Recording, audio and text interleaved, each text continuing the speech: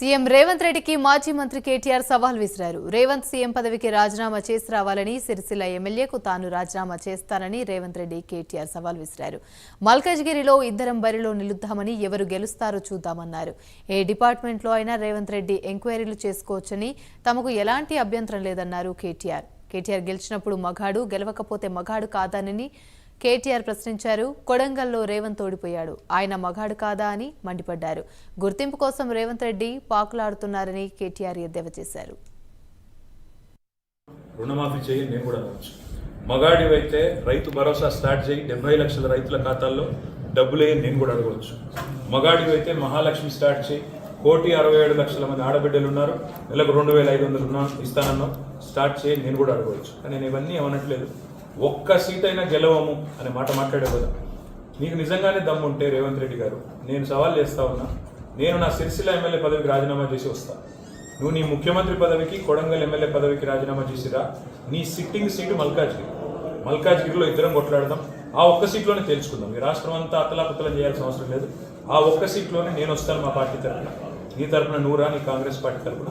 అక్కడ తప్పకుండా తేల్చుకుందాం. ఎందుకంటే ఒక్క సీటు గెలవను అని మాట్లాడుతున్నాం. మరి నీ మల్కాజ్గిరి పార్లమెంట్ సీట్లో అసలు ఎన్ని ఎమ్మెల్యేలు గెలిచింది కాంగ్రెస్ పార్టీ? గుండుస్తున్నా. ఎంతమంది కార్పొరేటర్లు గెలిచారు నీ మల్కాజ్గిరి పార్లమెంట్ పరిధిలో? కాబట్టి గెలుపు ఓటములు అనే వాటిని పట్టుకొని, దాన్ని ఎక్కువగా ఊహించుకొని, తన శక్తి సామర్థ్యాలు తాను ఎక్కువ ఊహించుకొని ఇవాళ మాట్లాడుతున్న రేవంత్ రెడ్డి గారికి నిజంగానే ధైర్యం ఉంటే, నిజంగానే దమ్ము ఉంటే, తెగువ ఉంటే నువ్వురా, కొడంగల్ ఎమ్మెల్యే పదవికి రాజీనామా చేయి, ముఖ్యమంత్రి పదవికి. ఇక ఇదే అంశానికి సంబంధించి మరిన్ని వివరాలు మా ప్రతినిధి చందు అందిస్తారు. చందు, చెప్పండి. యామిని, ముఖ్యమంత్రి రేవంత్ రెడ్డికి BRS party working president KTR సవాలు విసిరారు. ముఖ్యంగా ఇటీవల చేవెళ్ల కాంగ్రెస్ పార్టీ బహిరంగ సభలో కేటీఆర్ ఉద్దేశించి రేవంత్ రెడ్డి మాట్లాడుతూ, కేటీఆర్ మగాడైతే వారు బీఆర్ఎస్ ఒక్క పార్లమెంట్ స్థానమైన గెలిచి చూపెట్టాలంటే కూడా ఆయన సవాల్ విసిరారు. ఈ నేపథ్యంలో రేవంత్ రెడ్డి సవాలుకు ఈ రోజు కేటీఆర్ ప్రస్తావాలు విసిరారు.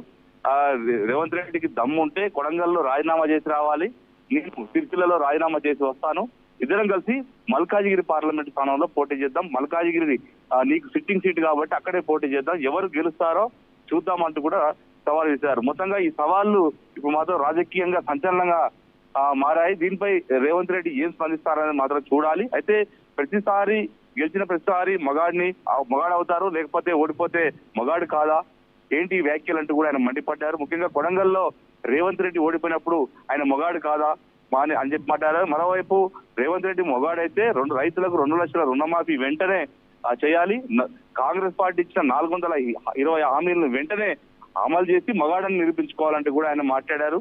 ముఖ్యంగా ఆడవాళ్లు రాజకీయాల్లో గెలవద్దా, ఇలాంటి మాటలు మాట్లాడడం ఏంటి అంటూ కూడా ఆయన మండిపడిన పరిస్థితి కనిపించింది. మరోవైపు రేవంత్ రెడ్డికి ఎన్సీఆర్టీ కాంప్లెక్స్ అయితే వచ్చింది, ఆయన గుర్తింపు కోసం పాకులాడుతున్నాడు, అందుకోసం ఇలాంటి వ్యాఖ్యలు చేస్తున్నాడు అంటూ కూడా చెప్పారు. ఇక మరోవైపు ఇప్పటికే అటు మేడిగడ్డ కావచ్చు, ఇటు హెచ్ఎండిఏలో ఎంక్వైరీ చేస్తామని చెప్పి కూడా ముఖ్యమంత్రి రేవంత్ రెడ్డి మాట్లాడిన సందర్భంలో ఆ వ్యాఖ్యలపైన కూడా మాట్లాడారు. ఏ డిపార్ట్మెంట్ లోనైనా కూడా ఎంక్వైరీ చేసుకోవచ్చు, తాము ప్రభుత్వంలో ఉండగా ఏ తప్పు చేయలేదు, ఆధారాలు ఉంటే ఖచ్చితంగా ఎంక్వైరీ చేయండి, దోషులను శిక్షించండి అంటూ కూడా ఆయన సవాల్ ఇచ్చినటువంటి పరిస్థితి కనిపించింది. ముఖ్యంగా చూసినట్టయితే గత కొంతకాలంగా అటు బీఆర్ఎస్ ఇటు కాంగ్రెస్ అంటే రేవంత్ రెడ్డి కేటీఆర్ మధ్య మాటలు చూడాలైతే పేలుతున్నాయి. ఇటీవల పార్లమెంటు సన్నాహక సభలకు కేటీఆర్ హాజరవుతున్న క్రమంలో రేవంత్ రెడ్డిని ఉద్దేశించి కూడా కేటీఆర్ పలు విమర్శలు కూడా చేసిన పరిస్థితి కనిపించింది. ఇటు బుడ్డర్ఖాను రేవంత్ రెడ్డి అంటూ కూడా ఈ నేపథ్యంలోనే చేవెళ్ల సభలో కేటీఆర్ ని టార్గెట్ చేస్తూ రేవంత్ రెడ్డి మాట్లాడారు. మొత్తంగా ఇరువురు నేతల మధ్య మాత్రం ఒక రాజకీయంగా ఒక ప్రస్తావాళ్ళు అయితే జరుగుతా ఉన్నాయి. మొత్తంగా చూస్తుంటే పార్లమెంట్ ఎన్నికలకు వరకు కూడా ఇది పీక్ స్టేజ్కి వెళ్ళేటువంటి అవకాశం అయితే మనకు కనిపిస్తా ఉంది. యామిని, థాంక్యూ చందు.